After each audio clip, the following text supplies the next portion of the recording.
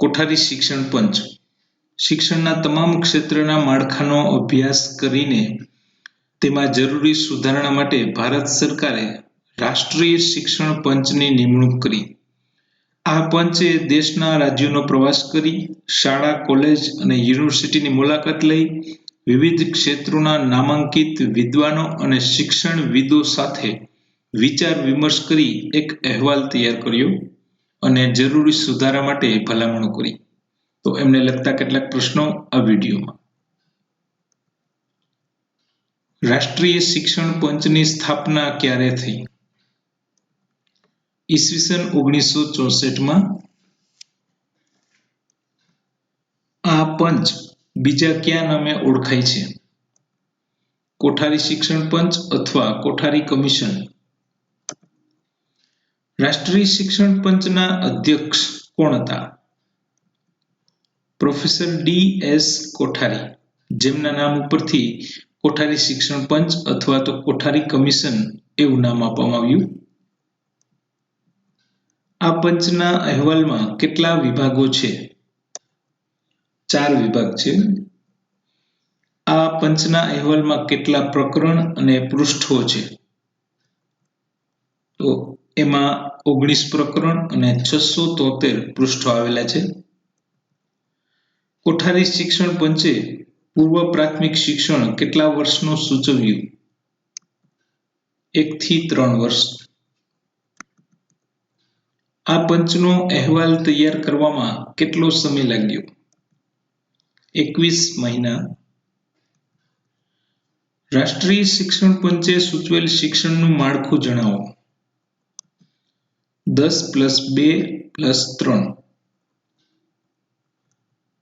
સમગ્ર દેશમાં શિક્ષણની એક તરાહ સ્વીકારાય એ અંગે કયા પંચે ભલામણ કરી? કોઠારી પંચ. ધોરણ 10 પછી કુલ સંખ્યાના કેટલા ટકા વિદ્યાર્થીઓ વ્યવસાયલક્ષી શિક્ષણમાં જોડાય તેવી ભલામણ આ પંચે કરી? 50% વિદ્યાર્થીઓ. કોઠારી પંચ શિક્ષણના કયા ક્ષેત્ર સાથે સંકળાયેલ હતું? સમગ્ર શિક્ષણ વ્યવસ્થા સાથે સંકળાયેલ હતું. આ પંચે માધ્યમિક કક્ષાએ કયા પ્રકારની શાળાઓ બંધ કરવાનું કહ્યું? વિવિધલક્ષી શાળાઓ. કોઠારી પંચે કયા પ્રકારના શિક્ષણનો મૃત્યુ ઘંટ વગાડ્યો છે? બુનિયાદી શિક્ષણ. આ પંચે ધોરણ 10 સુધી કયા પ્રકારનો અભ્યાસક્રમ સૂચવ્યો હતો? ધોરણ 10 સુધી તમામ વિદ્યાર્થીઓ માટે એક સમાન અભ્યાસક્રમ. વિદેશમાં અભ્યાસ કરનાર વિદ્યાર્થીઓ માટે આ પંચે શું ભલામણ કરી? 500 વિદ્યાર્થીઓને શિષ્યવૃત્તિ આપવી. રાષ્ટ્રીય શિક્ષણ પંચમાં કેટલા સભ્યો હતા? 14 સભ્યો. કોઠારી પંચે શિક્ષણની કઈ મુખ્ય અસમાનતા દર્શાવી? એમને મુખ્ય 2 અસમાનતા દર્શાવી, જેમાં એક કુમાર કન્યાના શિક્ષણની અસમાનતા અને બીજું ઉચ્ચ વર્ગ, પછાત અને આદિવાસી વર્ગના શિક્ષણની અસમાનતા. માધ્યમિક શાળાના શિક્ષકો માટે કેટલા વર્ષ પ્રશિક્ષણની ભલામણ કરી હતી? 1 વર્ષ. શિક્ષક પ્રશિક્ષણ તાલીમ માટે કઈ ભલામણ કરી હતી? ગ્રીષ્મકાલીન સંસ્થાની. 6 થી 11 વર્ષના બાળકો માટે કેટલા અંતરમાં શાળા પ્રબંધની ભલામણ કરી હતી? 1 માઇલ. 11 થી 14 વર્ષના બાળકો માટે કેટલા અંતરમાં શાળા પ્રબંધની ભલામણ કરી હતી? 3 માઇલથી ઓછું. કોઠારી કમિશને સૂચવેલ ધોરણ 1 થી 10 ના અભ્યાસક્રમની પુનઃ ચકાસણી કરવા માટે કઈ સમિતિની રચના કરવામાં આવી?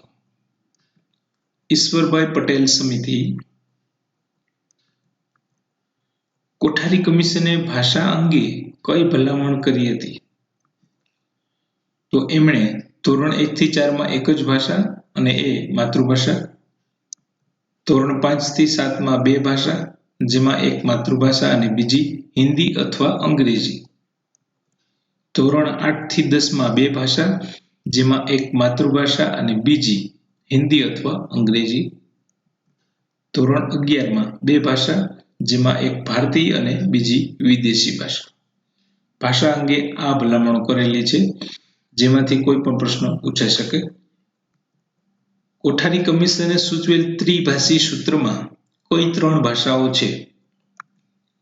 તો માતૃભાષા, સંઘની રાજભાષા અને આધુનિક ભારતીય ભાષા, આ 3 ભાષાઓનો સમાવેશ થાય છે.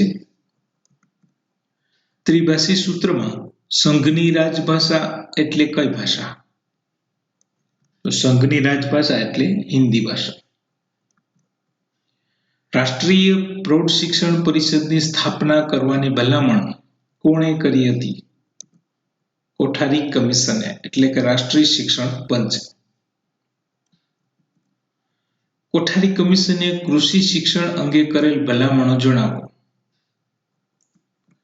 દરેક રાજ્યમાં ઓછામાં ઓછી એક કૃષિ વિશ્વવિદ્યાલય એટલે કે યુનિવર્સિટી, દરેક કૃષિ વિશ્વવિદ્યાલય પાસે 1000 એકર જમીન ફાર્મ હોવું જોઈએ અને કૃષિ કોલેજો પાસે 200 એકર જમીન ફાર્મ હોવું જોઈએ.